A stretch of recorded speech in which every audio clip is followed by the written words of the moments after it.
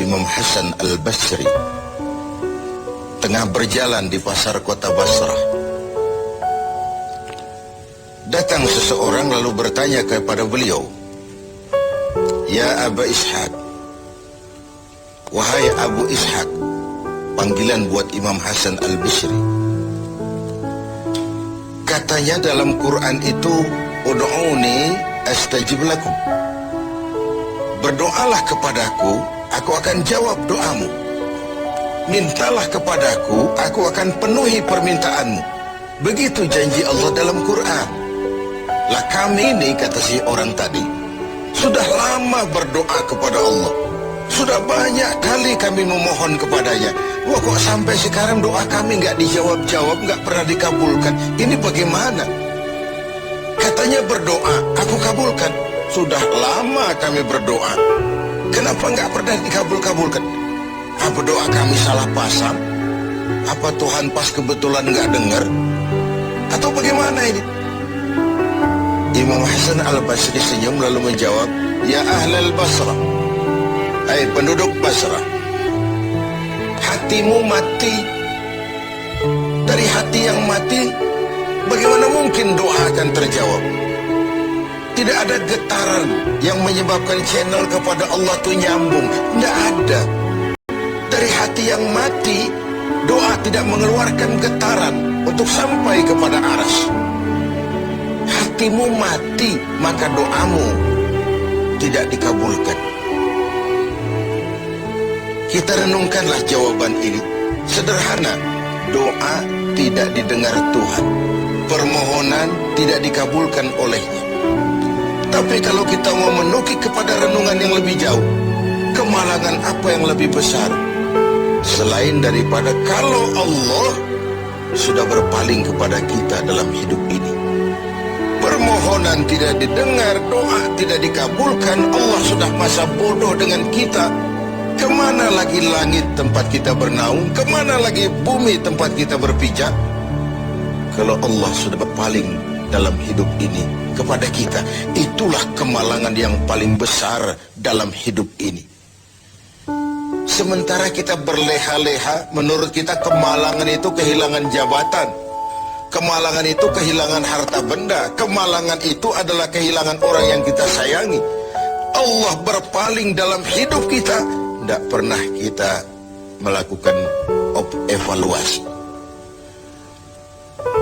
Nah, apa yang menyebabkan hati itu jadi mati? Sehingga tidak ada getaran yang nyambung ke aras, yang mengakibatkan Tuhan berpaling dari kita. Doa tidak lagi didengar, permohonan tidak lagi dikabulkan. Ada beberapa hal yang menyebabkan hati jadi mati, sehingga doa tidak terangkat. Imam Hasan Al-Basri menjelaskan beberapa faktor yang menyebabkan hati menjadi mati. Tidak ada lagi getaran yang mengantarkan doa ke aras, sehingga Tuhan pun berpaling. Yang pertama, kata beliau, "Araftumullaha wa lam tu'tuhu haqqah." Kamu kenal Allah, tapi haknya untuk disembah, kewajibanmu untuk menyembah, tidak pernah kamu laksanakan. Bagaimana hati tidak jadi mati? Kenal. Siapa pencipta alam semesta? Allah. Siapa pencipta lautan, gunung, sungai? Allah. Siapa pencipta langit dan bumi? Allah. Siapa pengatur segala-galanya? Allah. Sholat apa tidak? Tergantung kebutuhan. Kamu kenal Allah, tapi haknya untuk disembah, kewajibanmu untuk menyembah, tidak pernah kamu laksanakan. Bukankah simpel bahwa Fatihah saja mengajarkan iyyaka na'budu wa iyyaka nasta'in? Hanya kepadamu kami menyembah dan hanya kepadamu kami mohon pertolongan. Tertibul kalimat, na'budu dulu, baru nasta'in. Kalau na'budu terlaksana, nasta'innya pasti top chair. Hanya kepadamu kami menyembah, hanya kepadamu kami mohon pertolongan. Kalau ibadah beres, pertolongan pasti datang. Doa didengar, permohonan dikabulkan, munajat pun diterima. Kenapa? Nak budunya beres, maka nasta'innya nikmat. Tidak diajarkan kita iyyaka nasta'in wa iyyaka na'budu, tapi na'budu dulu, baru kemudian nasta'in.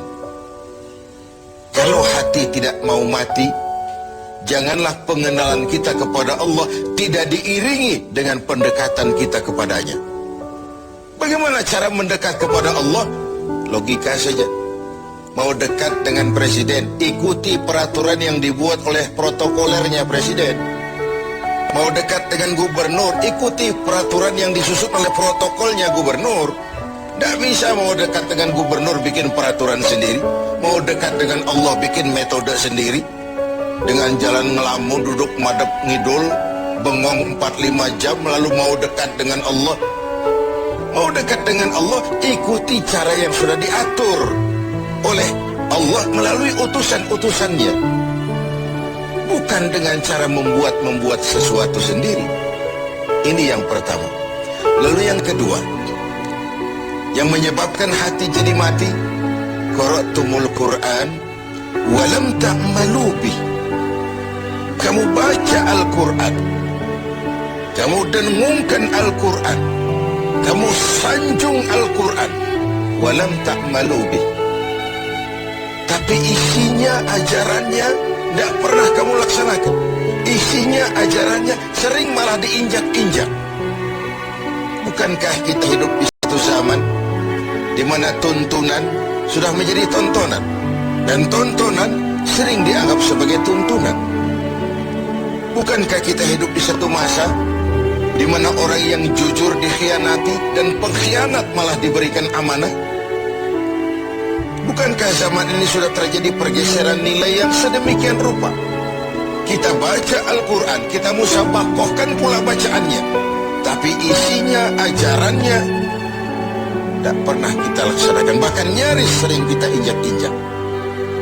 Hati jadi mati.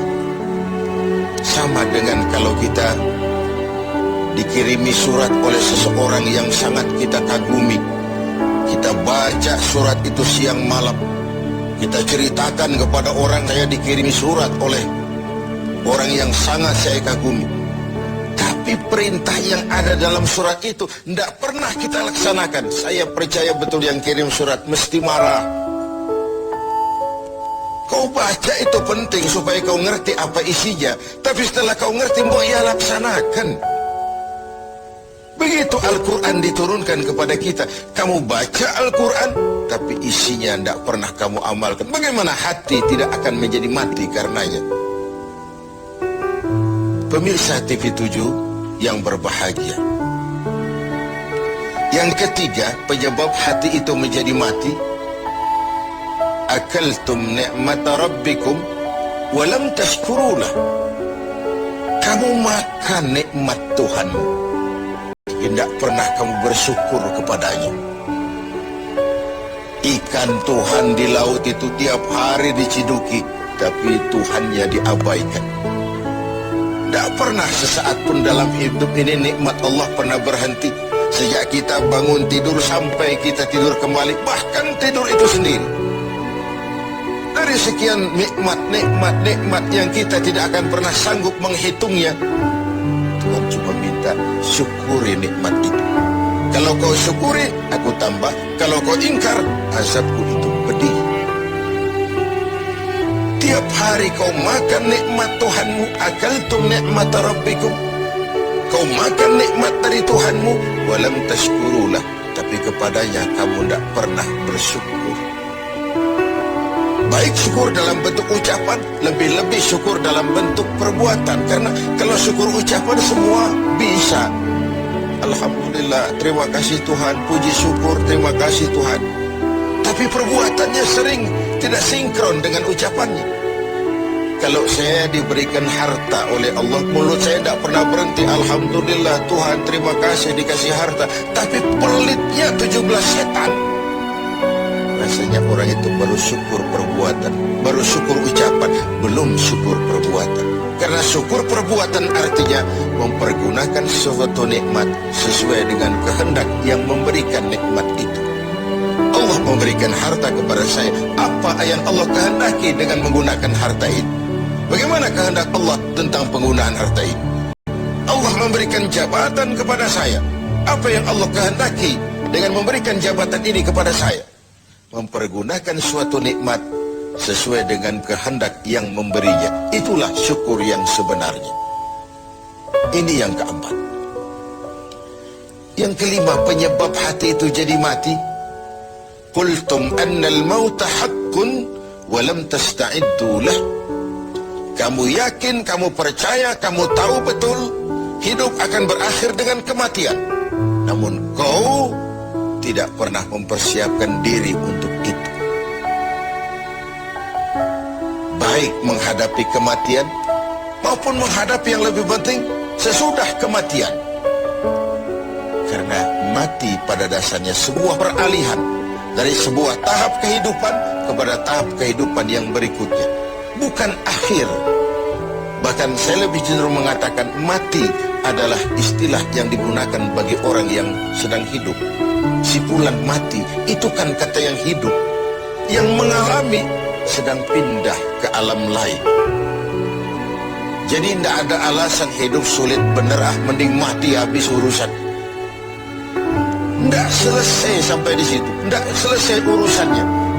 Hidup terus berlanjut di alam barzakh, terus berlanjut di alam mahsyar. Ini satu perjalanan panjang. Seperti kita akan berangkat keluar kota yang jauh, tentu kita harus menyiapkan bekal.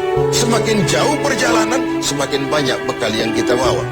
Kalau Anda akan berangkat jauh, tidak bawa bekal berangkat juga, itu kan nekat sama namanya. Sampai ke tujuan belum tentu, sengsara di jalan sudah pasti.